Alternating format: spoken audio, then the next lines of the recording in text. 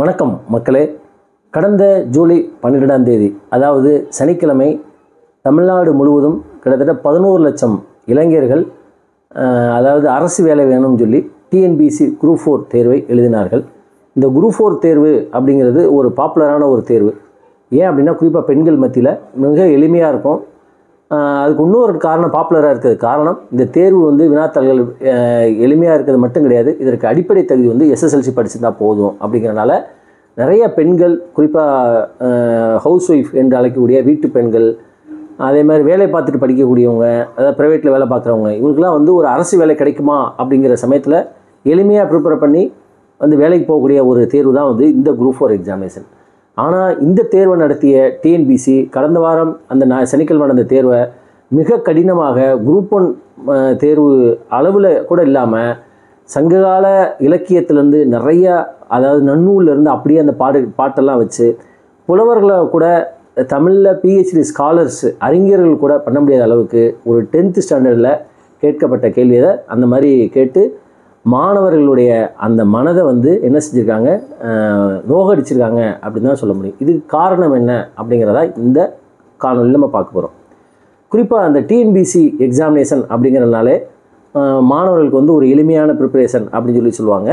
மற்ற ப்ரிப்பரேஷன், அதாவது railway staff selection commission அதெல்லாம் காட்டிலும் டிஎன்பிஎஸ்சி தமிழக இளைஞர்கள் மத்தியில் ரொம்ப ஒரு வரவேற்கத்தக்க ஒரு தேர்வாக இருக்கும். ஒரு காலத்தில் டிஎன்பிஎஸ்சி எக்ஸாமினேஷன் யார் எழுதுவாங்க அப்படின்னா ஆர்ட்ஸ் படித்தவங்க, அதாவது பிஏ ஆர்ட்ஸ், அதாவது ஹிஸ்ட்ரி, ஜியாகிரஃபி, சோசியாலஜி, இவங்க தான் பிகாம், இந்த மாணவர்கள் தான் இளைஞர்கள் எழுதிக்கிருந்த இந்த தேர்வு கடந்த ஒரு 10 ஆண்டுகளாக பிஇ படித்தவங்க முதற்கொண்டு இந்த தேர்வு எழுத ஆரம்பிச்சிட்டாங்க அப்படின்னு தான் சொல்ல முடியும். அது காரணம் என்ன அப்படின்னா இந்த தேர்வு ரொம்ப எளிமை, எக்ஸ்டென்சிவாக படித்தா போதும். மற்ற தேர்வில் இன்டென்சிவாக படிக்கணும். டிஎன்பிஎஸ்சியை பொறுத்தளவுக்கு எக்ஸ்டென்சிவ் ஜிகே தான் அதிக பிரதானம். குறிப்பாக ஸ்கூல் புத்தகம் 6ஆவதுலேருந்து 10ஆவது அல்லது 12ஆவது வரைக்கும் ஸ்கூல் புத்தகத்தை படித்தா போதும். இந்த தேர்வை ஈஸியாக பாஸ் பண்ணிடலாம் அப்படின்னு ஒரு மனநிலையால் நிறைய இளைஞர்கள் பிஇ படித்தவங்களாம் இந்த தேர்வை நோக்கி வந்துட்டாங்க. ஆர்ட்ஸு ஸ்டூடெண்ட்ஸை காட்டிலும் இப்போ பிஇ ஸ்டூடெண்ட்ஸ் அதிகமாக எழுதுகிறாங்க. அந்த மாதிரி இந்த டிஎன்பிஎஸ்சி பல்வேறு தேர்வுகள் நடத்துகிறாங்க. அதில் group 4, group 2, group 1, group 2A இந்த மாதிரி பல தேர்வு நடத்துகிறாங்க.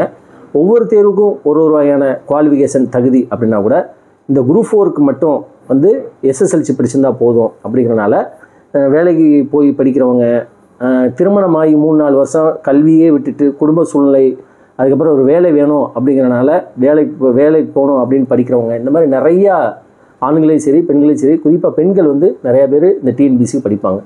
இன்னொன்று, கிராமப்புறத்தில் இருந்தால் கூட நம்ம இந்த டிஎன்பிஎஸ்சி எக்ஸாமினேஷன் படிக்கலாம். ஏன் அப்படின்னா மேக்ஸிமம் ஸ்கூல் புக்கிலேருந்து கேட்குறதுனாலையும் ப்ரீவியஸ் இயர் புத்தகம் கைடெலாம் வாங்கி படித்தா கூட போதும். மூளை முடுக்கலாம் கூட நீங்கள் இந்த மாதிரி தேர்வுக்கு தயாராகிடலாம். தமிழ்நாட்டில் எங்கே போனாலும் சரி, ஏதாவது ஒரு மரத்தடி, ஏதாவது ஒரு நூலகம், ஏதாவது ஒரு படிப்பகம், அங்கே போய் பார்த்திங்கன்னா ஒரு 10 இளைஞர்கள் அல்லது இளைஞர்கள் படிச்சுட்டு இருப்பாங்க. அவங்க எந்த தேர்வுக்கு தயாராகிறாங்கன்னா இந்த டிஎன்பிஎஸ்சி, குறிப்பாக குரூப் 4 ஸ்கூல் புத்தகம் 6ஆவது புக்கு 7ஆவது புக்கு கையில் வச்சுருப்பாங்க. இந்த மாதிரியான ஒரு தேர்வை டிஎன்பிஎஸ்சி கடந்த வாரம் சனிக்கிழமை ரொம்ப கடினமாக கேட்கப்பட்டு அதாவது அவங்களுடைய மனதை நோகடிச்சிருச்சு அப்படின்னு தான் சொல்லலாம். காம்படிட்டிவ் எக்ஸாமினேஷன் போட்டித் தேர்வு பொறுத்த மட்டும் கேள்விகள் எப்படி வேணுமாலும் வரலாம் அப்படிங்கிறத மாற்றுக்கிறது கிடையாது. ஆனால் ஒரு அரசாங்கத்தின் நடத்தக்கூடிய தேர்வு எப்பயுமே சராசரி மாணவன் சராசரியாக இந்த தேர்வு பாஸ் பண்ண மாதிரி தான் இருக்கணும். அப்படி இல்லை அப்படின்னா அவன் அந்த அரசாங்கத்தின் மீது ஒரு வெறுப்பு வரும். குறிப்பாக இந்த போட்டித் தேர்வு இதெல்லாம் 13 லட்சம் இளைஞர்கள் அப்ளை பண்ணி விண்ணப்பித்து 11 லட்சம் பேர் எழுதுகிறாங்க அப்படின்னா 11 லட்சம் அன்எம்ப்ளாய்டு யூத் இருக்காங்க அப்படின்னா இவர்களுக்கெல்லாம் வேலை தர வேண்டியது அரசின் கடமை. அப்போ அந்த அரசாங்கம் என்ன செய்யணும் அப்படின்னா இவர்களுக்கு வேலை கொடுக்குதோ இல்லையோ, வெறும் 3500 போஸ்ட்டுக்கு 11 லட்சம் பேர் எழுதுகிறாங்க அப்படின்னா 0.001% கூட அந்த எழுதினவங்களுக்கு அந்த வேகன்சி கிடையாது. அப்போ அரசாங்கம் என்ன செய்யணும் அப்படின்னா அவங்க மனதை நோகடிக்காமல் தேர்வு நடத்தணும். ஆனால் டிஎன்பிஎஸ்சி கடந்த 2021 குறிப்பாக திமுக ஆட்சி வந்ததுலேருந்து தமிழ் படித்த மாணவர்களை ரொம்ப ஓரங்கட்டுது அப்படிங்கிறத நம்ம பார்க்க முடிகிறது. அதற்கு சான்றிதழ்கள் தொடர்ந்து இது நடத்திய 4-5 தேர்வில் தெரியும். இது தொடர்பாக சமூக வலைதளங்களில் நிறையா கோச்சிங் கிளாஸ் நடத்துகிறவங்க, டியூட்டர்ஸு, மெண்டார்ஸு, இந்த பயிற்சி வகுப்பில் நடத்துகிறவங்க எல்லாத்தோடைய வீடியோஸு, அவங்களுடைய கருத்துக்கள் கொட்டி குமிக்கிறாங்க. அதில் பார்த்திங்கன்னா முதல்ல குரூப் 1 எக்ஸாமினேஷன் மெயின்ஸில் பார்த்திங்கன்னா தமிழில் எழுதுகிறவங்களுக்கு குறைவான மார்க்கும், மெயின்ஸை ரிட்டனில், அதே இது ஆங்கிலத்தில் எழுதுறவங்க அதிக மதிப்பெண் போட்டு, அவங்களாம் இங்கிலீஷில் எழுதுனவங்களாம் நிறையா மதிப்பெண்கள் போட்டு அவங்க ஈஸியாக நல்ல சர்வீஸ் வாங்கிட்டு போனாங்க அப்படின்னு முதல்ல குற்றச்சாட்டு வந்துச்சு. அதுக்கப்புறம் குரூப் 2ல் பார்த்தீங்கன்னா மெயின்ஸ் எக்ஸாமினேஷன்ஸு என்ன பண்ணாங்க அப்படின்னா தமிழ் தேர்வு, ஆங்கிலம் ரெண்டுமே இருக்குது. தமிழில் 40 மார்க்குக்கு மேலே அட்டன் பண்ண முடியாத அளவு ரொம்ப டஃப்பாக வச்சுட்டு, அதே சமயத்தில் இங்கிலீஷ் எடுத்தவங்களுக்கு ஈஸியாக எழுதி அதுலேயும் குரூப் 2லையும் நிறைய மதிப்பெண்கள் பெற்று அவங்க உள்ளே போயிட்டாங்க. அப்பையும் இந்த குற்றச்சாட்டு இருந்துச்சு. குரூப் 1லேயும் இந்த குற்றச்சாட்டு இருந்துச்சு, குரூப் 2லேயும் இதே மாதிரி இருந்துச்சு. இப்போ குரூப் 4லேயும் ஆரம்பிச்சிட்டாங்க. டிஎன்பிசி சரித்திரத்திலே குரூப் 4 எக்ஸாமினேஷன் இந்த அளவுக்கு கடினமாக கேட்டதே இல்லை, அந்தளவுக்கு இதை கேட்டிருக்காங்க அப்படின்னு சொல்லி மாணவர்கள் இந்த தேர்வு எழுதினவங்களாம் சொல்கிறாங்க. இதற்கு விளக்கமளித்த டிஎன்பிசியோட ஒரு மெம்பர் ஒருத்தர் ராஜ் அப்படிங்கிறவர் என்ன சொல்கிறார் அப்படின்னா, போட்டித் தேர்வு அப்படிங்கிறது எதனாலும் கேட்கலாம் அப்படின்னு சொல்லிட்டு, எஸ்எஸ்எல்சி அப்படிங்கிறது எஸ்எஸ்எல்சி ஸ்டாண்டர்டு தான், 10th ஸ்டாண்டர்டு தான் ஒழிய அது 10th புத்தகத்துலேருந்து கேட்க மாட்டோம் அப்படிங்கிறத அவர் வந்து மென்ஷன் பண்ணுறாரு. இது வரவேற்கத்தக்கதான், 10th லெவல் தான். ஆனால் இந்த கடந்த வாரம் சனிக்கிழமை நடந்த இந்த தேர்வு வினாத்தால் கொண்டு போய் நீங்கள் வந்து தஞ்சாவூரில் உள்ள தமிழ் பல்கலைக்கழகத்தில் உள்ள அங்கே உள்ள ஒரு பெரிய ஸ்காலர்கிட்ட கொடுத்தாலும் சரி, அல்லது தலைமைச் செயலகத்தில் தமிழ் வளர்ச்சி குழு அப்படின்னு சொல்லி ஒரு மன்றம் இது இருக்குது, அமைச்சரகம் இருக்குது, அங்கே உள்ள ஒரு மூத்த ஐஏஎஸ் ஆஃபீஸர்கிட்ட இந்த கொஸ்டின் பேப்பர் கொடுத்தா கூட அவங்களால என்ன செய்ய முடியாது, இந்த வினாத்தால் அட்டன் பண்ண முடியாது. ஒரு எஸ்எஸ்எல்சி படித்து கிட்டத்தட்ட இந்த தேர்வு எழுதுகிற எல்லாருமே வந்து சராசரி வயது 30 வயசுக்கு மேலே தான் இருக்கும். ஏன் அப்படின்னா, குறிப்பாக பெண்கள் வந்து திருமணமானதுக்கப்புறம் அவங்க வந்து ஒரு 3-4 வருஷம் வந்து பத்திரிகைகள் எதுவுமே படிக்காமல் அவங்க குடும்ப வாழ்வில் தன்னுடைய இது அர்ப்பணிச்சுட்டு அப்புறம் திடீர்னு நமக்கு ஒரு வேலை வேணும் அப்படிங்கிற அவங்க வந்து படிப்பை திருப்பி தூசி தட்டு எடுக்கிற மாதிரி படிக்கக்கூடிய அந்த மாதிரியான பெண்களுக்கும் ஆண்களுக்கும் இந்த மாதிரி ஒரு டஃப்பான எக்ஸாமினேஷன் வச்சா அவங்களால எப்படி பாஸ் பண்ண முடியும்? அப்போ இந்த டிஎன்பிசி வந்து என்ன செய்யுது அப்படின்னா, தமிழ் படித்தவர்களை முற்றிலுமாக ஒதுக்கி ஆங்கிலம் அவங்களுக்கு தான் முக்கியத்துவம் கொடுக்குது. குறிப்பாக தமிழ் படித்தவங்களை வந்து ஒரு சொல்லுவாங்க பார்த்தீங்களா, தமிழ் படித்தா பிச்சை தான் எடுக்கணும் அப்படிங்கிற மாதிரி அவங்கள வந்து மனசை நோகடிக்குது அப்படிங்கிற குற்றச்சாட்டு உண்மையாகுது. இப்போ இந்த மாதிரி இந்த தேர்வு நடந்ததுக்கப்புறம் ஒரே கூச்சல் குழப்பங்கள், அதாவது எதிர்ப்புகள், இந்த மாதிரி சமூக வலைதளங்கள் தொடர்ந்து பேசப்பட்ட உடனே டிஎன்பிசி வந்து நேற்றுக்கு 465 குரூப் 2 குரூப் 2A வேக்கன்சி கால்ஃபாரில் பார்த்தீங்கன்னா ப்ரிலிம்ஸில் வந்து தமிழ் அந்த 10th ஸ்டாண்டர்ட் அப்படிங்கிற அந்த வார்த்தையை எடுத்துட்டாங்க. அதேமாதிரி குரூப் 2Aவில் வந்து தமிழ்கிற அந்த லாங்குவேஜே எடுத்துட்டாங்க. ஆங்கிலமும் கிடையாது, இங்கிலீஷும் கிடையாது. அப்போ டிஎன்பிசிக்கு என்ன தெரியுது அப்படின்னா, நாம் தப்பு செய்கிறோம் அப்படிங்கிறது தெரியுது. அப்போ இதை யார் தலையிடணும் அப்படின்னா, அரசாங்கம் தான் தலையிடணும். குறிப்பாக தமிழ்நாடு அரசு, தமிழக முதல்வர் வந்து இதை செய்யணும், கண்டிப்பாக தலையிட்டு பேசணும். டிஎன்பிசி வந்து ஒரு இண்டிபெண்ட் அமைப்பாக இருந்தாலும் அதுவும் தமிழ்நாடு அரசுக்கு கீழே கட்டுப்பட்டு இதாக இருக்குது. அதை நியமனம் பண்ணது தமிழ்நாடு அரசு. நீக்கிறதுக்கு வேணால் வந்து குடியரசுத் தலைவர் அந்த பார்லிமெண்ட்டில் போய் பில் பாஸ் பண்ணியிருந்தால் கூட அதில் இருக்கக்கூடிய மெம்பர்ஸ் அனைவருமே வந்து தமிழ்நாடு அரசாங்கத்தில் தான் நியமனம் பண்ணுறாங்க. அப்போ they are controlled by government of Tamil Nadu. அவங்க தான் வந்து என்ன செய்யணும், இதில் முடிவு எடுக்கணும். அதே மாதிரி இந்த மாதிரி தொடர்ந்து தேர்வுகள் இந்த இளைஞர்கள் வந்து இந்த மாதிரி நோகடிக்கிற மாதிரி கேள்வி கேட்டால் அது வந்து அவங்களுடைய அரசாங்கத்துக்கு எதிரான மனநிலை போக்கும் அப்படிங்கிறதான், அது எதிராக மாறும் அப்படிங்கிறது தான் கருத்து. இதெல்லாம் வந்து கவர்மெண்ட் வந்து யோசிக்கணும். இப்போ இந்த தேர்வு நடத்திய விதம், இது வந்து தேர்வில் கேட்கப்பட்டது, அது வந்து கண்டக்ட் ஆஃப் எக்ஸாமினேஷன் பார்த்திங்கன்னா அதுவும் படு கேவலமாக இருந்துச்சு அப்படின்லாம் சொல்லலாம். பார்த்திங்கன்னா மதுரையிலேருந்து அந்த கருவூலத்துலேருந்து அந்த மற்ற ஊர்களுக்கு எடுத்து செல்லக்கூடிய அந்த வேன் பார்த்திங்கன்னா, ப்ரைவேட் வேனில் சும்மா அப்படியே ஒரு கதவு மட்டும் சாத்திட்டு அதில் சீல் வச்சு, இது பத்திரிகையெல்லாம் வந்து ரொம்ப கேவலமாக வினோதமாக ட்ரால் பண்ணி அந்த மாதிரி ஆகிடுச்சு. யோசிச்சு பாருங்கள், ஒரு ப்ரைவேட் வேனில் சும்மா ஒரு டோருக்கு வந்து சீல் வச்சா அதை எப்படி ஏற்றுக்கிறது? இது ஒன்று. கேட்டால் வந்து அது வந்து போலீஸ் எஸ்கார்டு போட்டிருக்கோம் அப்படின்னு சொல்லி சொல்கிறாங்க. ஒரு போலீஸ் எஸ்கார்டை மட்டும் நம்பி நீங்கள் எப்படி இவ்வளோ பெரிய கான்ஃபிடென்சியலான லட்சக்கணக்கான இளைஞர்கள் எழுதக்கூடிய அந்த இதை வந்து நீங்கள் எப்படி எடுத்துகிட்டு போகிறீங்க? அது ஒன்று. இன்னொன்று வந்து இந்த கொஸ்டின் பேப்பர் எப்பயுமே வந்து ஹாலில் தான் உடைச்சி மாணவர்கள் முன்னாடி விண்ணப்பதாரர்கள், அதாவது தேர்வு எழுதுகிறவங்க முன்னாடி தான் வந்து உடைக்கணும் அப்படின்னு சொல்லி ரூல் இருக்குது.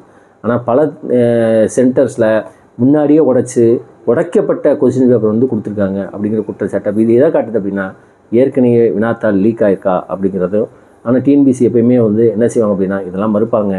அதனால் இப்போ மாணவர்கள்லாம் என்ன செய்கிறாங்க, எங்களுக்கு எக்ஸாமினேஷன், அதாவது குரூப் 4 கேன்சல் பண்ணிட்டு திருப்பி நடத்தணும் அப்படின்னு சொல்லி சொல்கிறாங்க. டிஎன்பிசி எந்த காலத்துலேயும் தன்னுடைய சரித்திரத்தில் எக்ஸாமினேஷன் கேன்சல் பண்ணி எக்ஸாமினேஷன் நடத்தினதே கிடையாது அப்படிங்கிறதா இது. ஸோ அப்போ இதுக்கு என்ன செய்யணும் அப்படின்னா, மாணவர்கள் இதை எதிர்த்து கேள்விகள் கேட்கணும், எதிர்த்து போராடணும். இன்றைக்கி கூட இப்போ மதுரையில் வந்து ஒரு போராட்டம் ஏற்பாடு பண்ணியிருக்காங்க. இதை தமிழ்நாடு முழுவதும் நடத்தினாதான் எதிர்காலத்தில் இதை வந்து என்ன செய்ய முடியும் அப்படின்னா, இந்த மாதிரி டிஎன்பிசி தவறு செய்த தவிர்க்க முடியும். அப்படி இல்லை அப்படின்னா மீண்டும் அவர்கள் வந்து இந்த மாதிரி கேள்வியெல்லாம் கேட்டு அதாவது கண்டக்ட் ஆஃப் எக்ஸாமினேஷன்ஸையும் வந்து இந்த மாதிரி குளறுபடிகள்லாம் நடத்தி மாணவர்களுடைய அந்த மனநிலையை வந்து சிதறடிக்க செய்வாங்க அப்படிங்கிறதுல மாற்று கருத்து கிடையாது. இன்னொன்று பார்த்திங்கன்னா, இதே சமயத்தில் மற்ற எக்ஸாமினேஷன்ஸ் எஸ்எஸ்சியோ ரயில்வேயோ வந்து பார்த்திங்கன்னா இந்தளவுக்கு குழப்பங்கள் குளறுபடிகள்லாம் இருக்காது. ஆனால் டிஎன்பிசி மட்டும்தான் இந்த மாதிரி இருக்குது.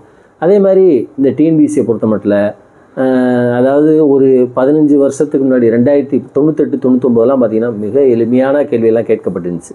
ஆனால் இன்றைக்கி வந்து அதோட ஸ்டாண்டர்ட் தரம் உயர்த்துறேன் அப்படின்னு சொல்லி என்ன செய்கிறாங்க அப்படின்னா இந்த மாதிரி கேள்விகள் கேட்டு மக்களுடைய மனநிலையை வந்து இந்த மாதிரி சிதறடிக்கிறாங்க அப்படின்னு தான் சொல்ல முடியும். சரி, இப்போ இது இப்படியாப்பட்ட சமயத்தில் ஏன் வந்து டிஎன்பிசி இப்படி கேட்குது அப்படின்னு பார்த்தீங்கன்னா, டிஎன்பிசியோட நோக்கம் வந்து இந்த கோச்சிங் கிளாஸஸ் வந்து அடிக்கணும். கோச்சிங் கிளாஸஸ் நிறையா மஷ்ரூமாக கோச்சிங் கிளாஸஸ் இருக்குது, அதனால் அவங்க யாருமே ப்ரெடிக்ட் பண்ணக்கூடாது அப்படிங்கிறத அவங்களுடைய நோக்கம் அப்படிங்கிறதுக்காக இந்த மாதிரி கேட்குறாங்க.